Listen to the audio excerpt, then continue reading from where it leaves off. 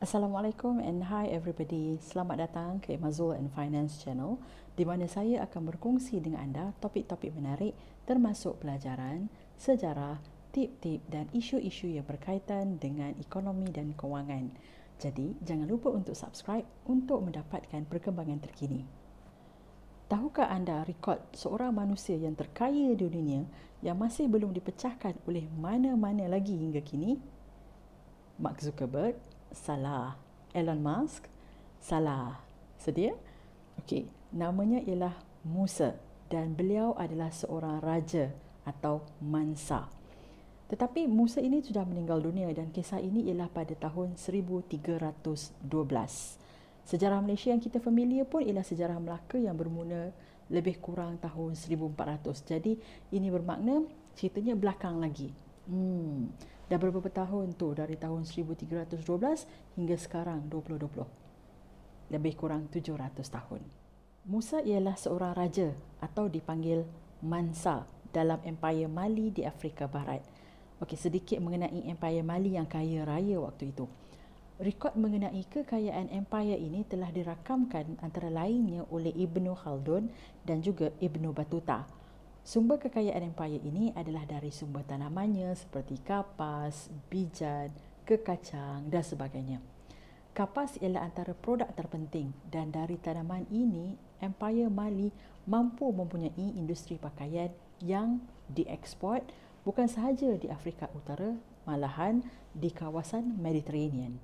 Selain itu, empayar ini ada juga lumbung-lumbung emas yang sangat banyak. Okey, emas-emas ini dibuat duit shilling untuk dunia Islam pada masa itu. Dan disebabkan mereka kontrol emas, mata wang dunia-dunia yang lain bergantung kepada nilai empayar Mali. Alah, macam US dengan UK sekarang, US dollar dengan UK pound. Hebat tak waktu tu?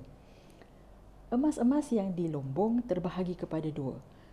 Jika yang dilumbung itu berupa ketulan-ketulan atau nuggets, okey, ia dipunyai oleh kerajaan dan raja yang dipanggil Mansa. Tetapi kalau serbuk-serbuk atau biji-biji emas, ia dibuat coins atau shilling untuk dunia Islam. Lonjakan kekayaan ekonomi Mali adalah perdagangan, trade, dan Mali kontrol jalan perdagangan Trans-Sahara sekitar Timbuktu dan Gurun Sahara. Selain emas, empayar ini juga mengawal lumbung-lumbung garam sepanjang jalan perdagangan itu. Dan garam-garam merupakan komoditi terpenting di kawasan Sahara. Cukai-cukai dikenakan ke atas kafilah-kafilah perdagangan yang menjadi sumber pendapatan negara. Walaupun Empayar Mali sebelum Raja Musa adalah kaya, namun cerita mengenai kekayaan Raja Musa ini terkeluar pada tahun 1324 apabila baginda pergi mengejarkan haji dengan rombongannya. Rombongan haji melalui perjalanan sejauh 4,000 batu. Jadi bersama Raja Musa adalah puluhan ribu askar, hamba yang membawa sutera dan emas serta perak.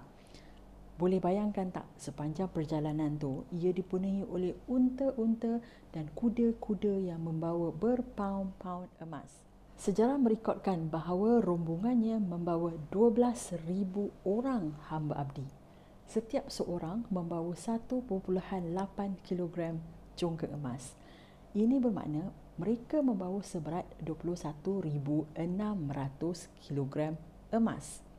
Ada lagi, rombongan membawa 80 ekor unta dan setiap unta membawa di dalam seknya purata 100 kilogram serbuk emas. Bermakna 8,000 kilogram emas yang dibawa oleh unta-unta ini. Jumlah emas yang dibawa both daripada soldiers dan juga daripada unta adalah sebanyak 30,000 kilogram emas. Jika seekor gajah purata berat ialah 5,000 kilogram, bermakna berat emas Raja Musa adalah bersamaan dengan 16 ekor gajah. Okey. Tang ni yang best. Rombongan pun sampai di Mesir dan Raja Musa melalui pasar-pasar dan jalanan. Apa yang baginda buat ialah baginda dan rombongan serta askar-askar dia bagi duit-duit emas kepada semua dekat-dekat pasar tu. Bukan setakat itu saja, mereka juga membeli barangan-barangan mereka dengan duit emas. Apa lagi? Seronoklah semua orang. Bayangkan dia bagi duit emas. Bagi. Punya banyak emas yang diberikan, ia telah menyebabkan ekonomi Mesir jatuh. Just imagine, one person's collection of gold mampu meranapkan ekonomi negara. Kenapa? Sebab kesan pemberian emas itu telah menyebabkan dua perkara menggugat ekonomi. Pertama, inflasi. Emas terlalu banyak telah push harga barang naik tinggi dan lama-kelamaan ia menyebabkan ekonomi Mesir mengalami hyperinflasi. Kedua, oleh kerana pemberian emas yang terlalu banyak, ia telah menyebabkan harga emas turun dan emas mengalami gold recession selama 10 tahun. Pemimpin Mesir panik dan mengadu hal ini kepada Mansa Musa. Mansa Musa memahami keadaan tersebut dan beliau made an effort untuk pinjam balik emas-emas di Mesir dari gold lender, dan dengan cara ini dia kurangkan supply emas dalam pasaran dan cuba menstabilkan harga emas. Tapi ia mengambil masa 10 tahun juga untuk harga emas kembali stabil. Efek kepada pemberian emas ini bukan sahaja di Afrika tetapi di Mediterranean. Gegarlah waktu itu berita mengenai seorang manusia yang boleh kontrol ekonomi dengan kekayaannya. Sebenarnya, berapa kekayaan Mansa Musa ni? Berapa banyak sebenarnya? Kita compare. Jeff Bezos of Amazon bernilai 141 bilion US dollar pada tahun 2019. Bill Gates bernilai 102 bilion US dollar. Zuckerberg, Facebook, bernilai 63 bilion dolar. Anda rasa berapa kekayaan Musa? Boleh teka? Okey, dengar ni. Jumlah kekayaan Mansa Musa adalah pada nilai hari ini 400 bilion US dollar. Wow! Legasi Mansa Musa sangat signifikan dalam dunia Islam khasnya. Selain banyak memberi sedekah di Afrika, Mesir, Mekah, Madinah, Mansa Musa telah berjaya menjadikan bandar Timbuktu dan sekitarnya sebagai pusat penyebaran agama Islam dan scholar cities. Pada zaman kegemilangannya, terdapat 150 buah sekolah.